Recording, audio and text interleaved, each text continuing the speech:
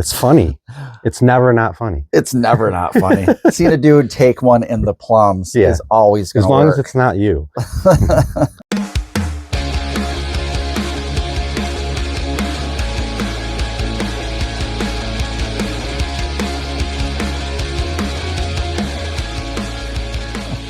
What's good, everybody? I'm Johnny Danger. I'm Jesse Wheeler. And we are the Dangerous Dudes.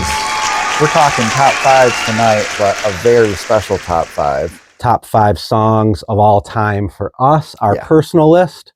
These are 5 songs. I thought of it as if I could only listen to 5 songs for the rest of my life. And I think you would agree is my list of 5 might be different next week.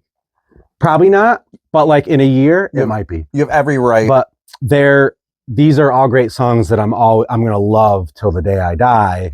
And they're right now the 5 most important songs to me. Yeah, I mean, we could have called this Desert Island, 5 or, whatever. But it's like what triggered this thought for a show idea for me was the other day, this song in particular that I'm going to lead off with triggered this idea of, oh my God, I've been living with this song for fill in the blank X amount of years. And every freaking time it comes on, if it's on my playlists, if it's on the radio, I crank that baby up and I'm just as into it as I was the day I heard it. So without further ado, I'm going to get started. All right. So your number one, this is not in the order of best to worst. It's just, there has to be a song that you go first with. Yeah. And this is the one that I've been living with the longest. I've told the story many times to you and to others, for people that are close to me. My inspiration to pick up a guitar and start a rock and roll band and just become wildly obsessed with rock music was Panama by Van Halen. That's not the song, but it's on the same album. Yeah, I think I know what it is. And it's I'll Wait. Yeah. I'll Wait by Van Halen to me is got everything that I would ever want in a song. It's got that mood.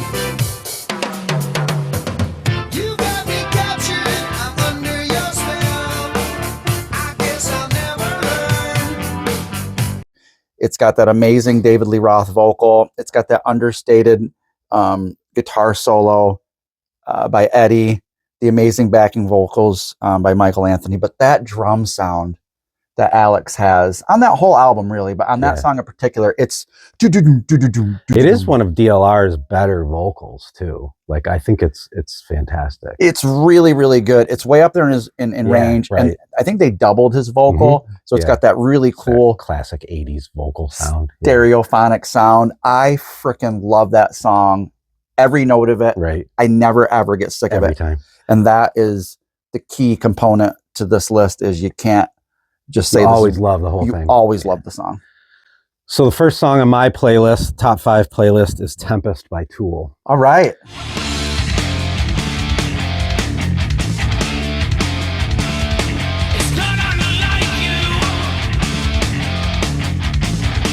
Which is one of the, there's 3 songs on my list that are the final song, the closer of an album that I think is epic. This is the first one, obviously from Fear Inoculum, which we waited forever to get. I can still remember the night that it came out. We had Danger Dogs band practice. It came out in August. And we had practiced. You left, but Robbie was living here. Me, it came out at midnight.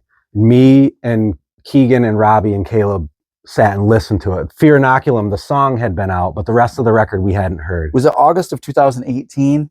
It could have been. So it was like 13 years because the previous album was 10,000 Days, and that was in 2005. Right. So we were so excited, especially Caleb and I, but we listened to it, and Numa is a great song. It's the second song. And I still remember, it was so funny. We listened to it, and Robbie's like, I think that's the greatest song I've ever heard. And, wow. And I was like, it's great, but I have a feeling there's going to be more. And you get to Tempest, and for me, of all the great Tool songs, Tool is one of my favorite bands. They're probably on my Mount Rushmore of bands. That song, you get total bang for your buck because it's freaking like 15 minutes long. It's a listen. Yeah. But it's got everything about the Tool song that you want. Awesome guitar riffs, ridiculous, time signature, great vocals, great lyrics, and just the dynamics are out of this world. And so that's my roller coaster of emotions. It is. I think Pneuma is my favorite Tool song. That actually almost made my top 5 list. Just got edged out by a couple. There's another one that's been there for a very, very long time. I'll save that. But excellent choice, Tempest. Check out Tempest by Tool. It's amazing. Hey guys, thanks for watching. We post videos every week. If you like this content, be sure to hit that subscribe button. Cheers. Cheers. All right. All right. So my second one is going to be Acquiesce by Oasis. Oh, nice. That's my favorite Oasis song, and it's been living with me ever since I heard it for the first time back in, I think it was like 97, 98, they around played there. That when we saw them, right? Yeah, it was their second song. Okay.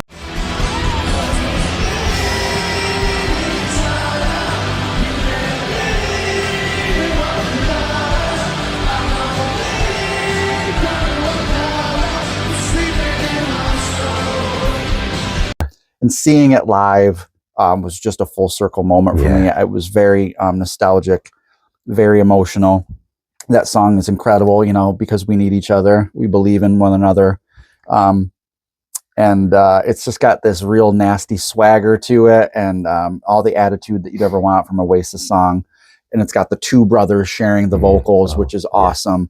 I freaking love that song. Every time it comes on, I crank it. So Acquiesce by Oasis is my number 2. Nice. Number 2 on my playlist is by another one of my Mount Rushmore bands in my top 4.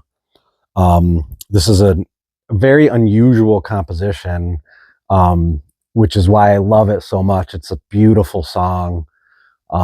It's The Daily Mail by Radiohead. You got away with it, but we're lying away. Which is, of all the Radiohead songs, I vacillated between Street Spirit, because that's the song I've always said I want to play at my funeral, but The Daily Mail is just beautiful. And you remember in in the Live from the Basement, unbelievable. They opened with Bloom, which is unbelievable. That version of Bloom is so much better than the album. But he plays The Daily Mail. It's just so chilling when it's him on the piano. And then when the whole band comes in. I got to interrupt real quick. Yeah. When he does that key change, he incorporates. It goes from a minor key to major key when it starts to pick up. He breaks all these rules. Yeah, that's why when I first heard it. No, it goes together. And then it goes do. That should be in my top 5. Damn it. I thought it might be. It's I mean, they have so many songs. I was like, Everything in Its Right Place, the national anthem, Optimistic. I thought you maybe would have. Do you have a Radiohead song? I do, and I'm going to go next. I know what it is. I know what it is. So I'm not going to say it. Street Spirit. I just love that song so much. They have so many songs that could have been there. So I felt like I got to have one, and it's going to be the one. Great pick. That is just, and not even on an album. Which, that's a Beatles thing of them to do. That's an Oasis thing too. Yeah, we're just going to make these singles awesome. We're not putting them on an album because we're so great, prolific at writing amazing songs. Wow, I'm going to listen to Daily Mail tonight. That song is incredible. All right, we'll stay with the Radiohead theme. You and I were lucky enough to see them not once, but twice, and they're back together. They're touring. Mm-hmm. They're only touring in Europe. They're not coming to the States because everybody's, all these Europe bands are afraid of coming to the United States. Why? Everything's fine. What's everything's totally normal here. What's the problem? I don't get it. Yeah. So we might have to go to Europe to see them. We might have to go to Europe to see them on the road, live from, fill in the blank arena to see Radiohead. Some kind of castle. Yes. All right. Well, my favorite Radiohead song of all time is There, There. Yeah, I knew it. And it is firmly affixed in my top 5. One of the weirdest videos I've ever seen in my life.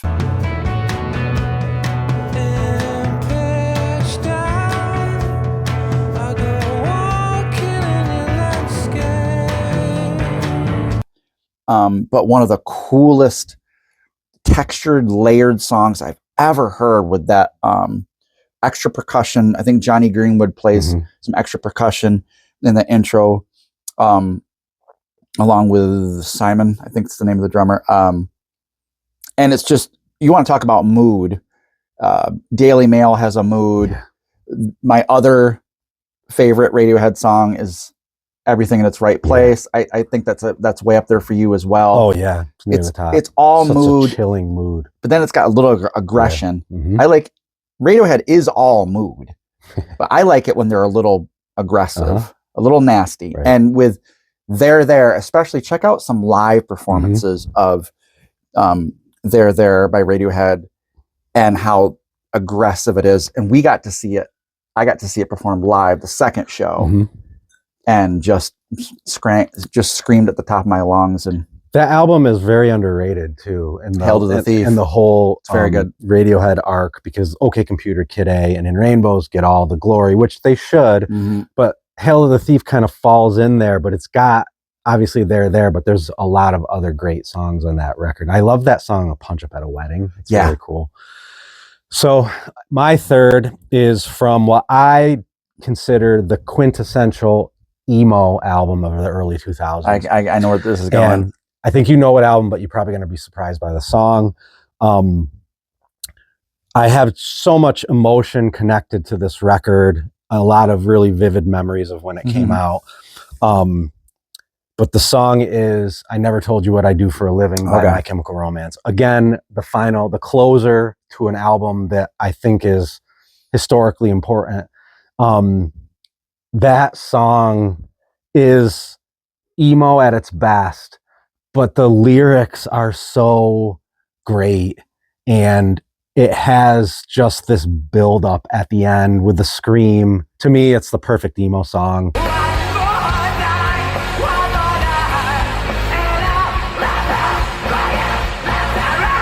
It's a song when I heard it, I probably listened to it like 30 times in a row because I just couldn't get enough of it. And to me, like it's hard. That's another band, one of my favorite bands, not on my Mount Rushmore, but one of my favorite bands. They have so many great songs. It's hard to pick one, but for me, that's the one that carries the most weight. I think that My Chemical Romance is the last really cool fucking band to like make noise, make waves, because they came along at a time where physical was giving way to digital. I mean, it already had, it was on sharing platforms and stuff. There was no streaming services, but it was just file sharing. And a band could still blow up at that point. And I think they're the last blow up guitar-based hard rock band. And I just remember 3 Cheers for Sweet Revenge and I'm Not Okay. And who doesn't like a good, high school redemption story? Yeah. Like they work in movies, but that video is so damn cool. And I just loved how much care that they showed and how much it mattered to them, like the details, their look, the feel of it. And then they took it to this other level on the Black Parade. And at that point, they're like close to the most popular band in the world. It's just epic. Like they cared so much, and it made me care. It's like one of the adages that we've always had when we play in a band is if the audience can tell that you don't care, they're not going to care either. If you don't think you're a big deal, nobody else is either.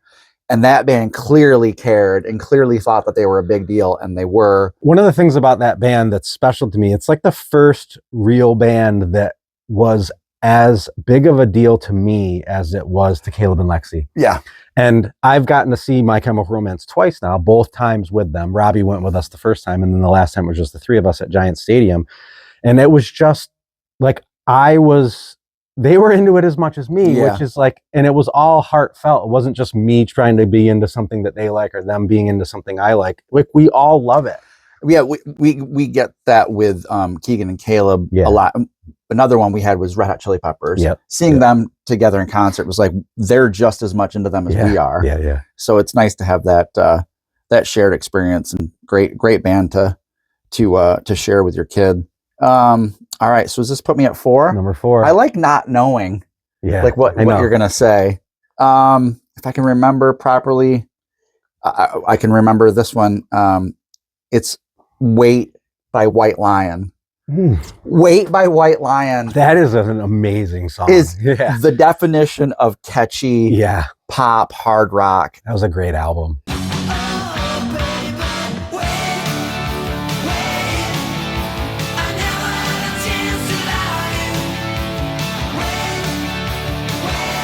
And Vito Bratta is one of the most unheralded guitar players of a generation. You know, his discography is fairly limited, but I mean the skill and the precision and the feel and the hooks that they wrote together, especially for that Pride album, is special. They've got other ones, Lady of the Valley, Tell Me is an awesome song on that record, but Wait by White Lion is just pop hard it's an rock amazing perfection. song. Does that album have When the Children Cry Yes. too? Yeah, Yes. which is another unbelievable song. But Yeah. I remember Wait. White Lion was the one.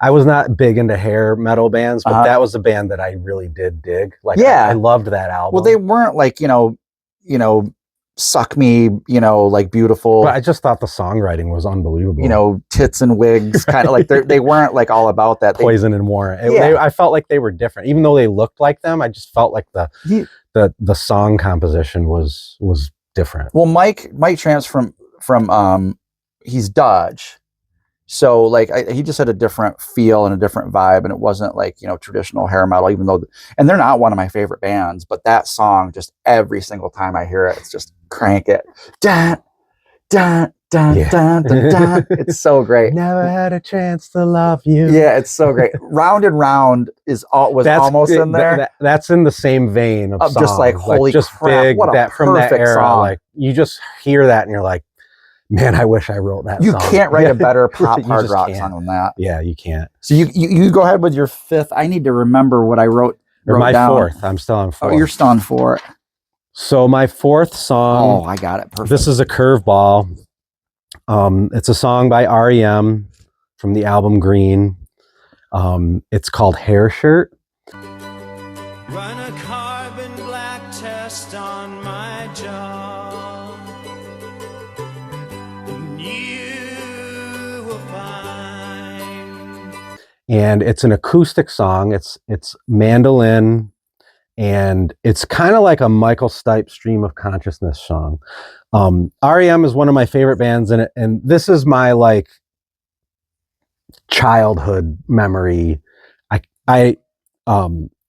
REM Green is a really significant album to me from those teenage years. Yeah. It was a big deal. And this kind of goes back, like, it's sentimental for me. I lost my best friend when I was 18, and this is an album that we shared together. Okay. And so this song Hair Shirt is like Michael Stipe just pouring out his soul. It almost feels like Peter Buck had a few mandolin chords That just struck him just right. and he just it's a really simple song. It just flows. It doesn't have it's not verse chorus.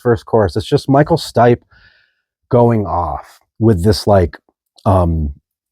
it's like he's letting go of all this self guilt and stuff, and it just resonates. It still resonates to me. I remember hearing it at that age. It's a complicated time in your life when I think Green came out when I was 16. Mhm. And I love that album so much. I love REM, but that album to me is a special one. And that song is my favorite song in the album. This is on my playlist. This is the peaceful moment for me, where it's just self-reflective. I do acoustic. It's not all prog metal and emo. Yeah. I do stuff it's just a beautiful song, with beautiful lyrics. Definitely not a beautiful song title. No, Hair Shirt. I think a of Hair shirt made Shirt- of hair. I think of Yeah. a Hair Shirt as like an uncle at a family cookout. Yeah, playing wearing horseshoes, yeah, wearing who's- no who's shirt. got no shirt on, but he's basically like a gorilla. Yeah. Uncle Tom. Yeah, who's got he's got more hair on his back than I have on my head. It's not that at all. I Oh, man. trust me, it's a beautiful song. I'll have to check that one out. Yeah. Hair Shirt by REM. From Wow. Green. Yeah. Well, we don't have any duplicates yet. I'm No, surprised. I thought We have- maybe a Radiohead duplicate would happen. Yeah, it was close. I love I do love the not knowing. Mhm. I don't know if you guys know this, have been watching. We do not script these at all. We just have like Sometimes you can tell. yeah, you're not going to believe this. They're like, no, we believe it. Yeah. I'm pretty sure I knew that. But this type of thing is fun to not know. because it's surprising. Yeah. And like I almost had like buyer's remorse when you said the Daily Mail. It's like, God damn it, that should be in my top 5. But you got to stick to your guns. Mm-hmm. And this last one, I think you'll agree with me, deserved to be the finale. And I'm surprised it's not on your list. Maybe it is. You've still got I got one more to go. It's from the album Ritual de lo Habitual, Jane's Addiction, 3 Days.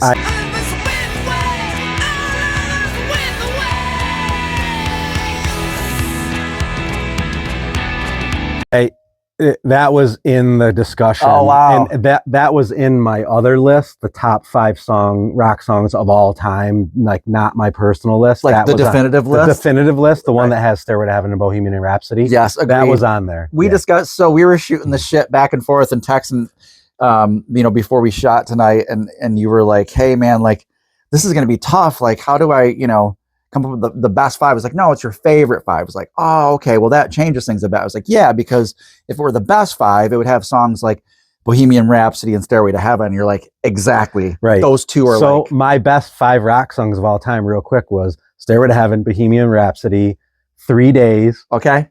Daily Mail, and Tempest. So like Yeah. yeah, that's amazing. I'm so glad that it's on your list because I felt so guilty not It needed to putting be it on mine. represented. Yeah.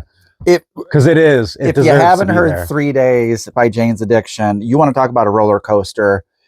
I wouldn't compare it to Stairway to Heaven, but it's similar in the way that it just takes you on It's these a roller coaster. 3 parts almost. 3-4 parts. I always got a called beginning, it middle, and the, end. like the modern rock version of Stairway to Heaven. To me, it's like modern rock's version. So I got into Nothing Shocking first. Yeah. It came out first. And my buddy Keith in high school got me into it. I was like, who the hell is I this? know. They really turned me on. It was Jane's Addiction was my real first like dive into the deep end of alternative music. It wasn't Nirvana. It wasn't Pearl Jam. It was Jane's Addiction. And then everything else followed after that. Then it was Red Hot Chili Peppers, REM, Faith No More. REM was and then first for me, and then Jane's Addiction. Yeah. But 3 Days is just it's perfect. It's a perfect song, just like the way that it starts with that mood and like him talking about At this moment, you should be with us, feeling like we do, like you love to, but but never will again. The Dave Navarro guitar parts throughout that song And that are just arpeggiated chord absolute progression to begin. perfection, and the lyrics are unbelievable. Like Perry, you say what you want about Perry, but like he For had that song, he sang well. he sang well, and the lyrics were special. You get to The middle part where he goes, Jesus, do do do do, lay with his Marys. it's Marys. It's just a special song. I'm really glad it's on your list because it was like 6 or 7 for me, Oh, and I was man. like, how can I leave that out? But Every time that baby comes on, Yeah. it's a full crank. the final song on my playlist. I thought you were going to say the final countdown. Yeah, the final song on my playlist. No, it is not the final countdown. It's a song by the Mars Volta. This is the last song of one of the most epic records of all time, Deloused in the Comatorium. Oh, here we go. Take the Veil, Serpent Taxed.